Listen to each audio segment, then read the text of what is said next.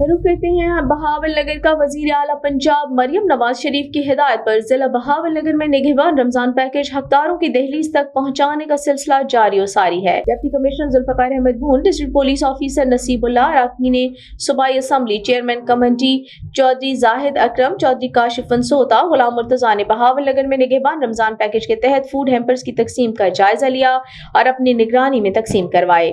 Deputy commissioner ने food hampers की तकसीम के अमल और डाटा एंट्री का तफसीली जायजा लिया।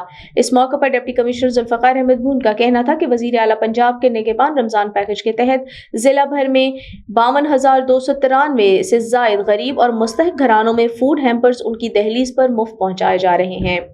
डिप्टी कमिश्नर जुल्फकार अहमद भून, डिस्ट्रिक्ट पुलिस ऑफिसर नसीबुल्लाह, अरकान सूबाई assembly chairman committee Chaudhry Zahid Akram, Chaudhry Kashif Fansota और गुलाम मुर्तजा ने बहावल नगर में रमजान बाजार का दौरा किया, अशिया खुर्दोनोश के रेट का जायजा भी लिया।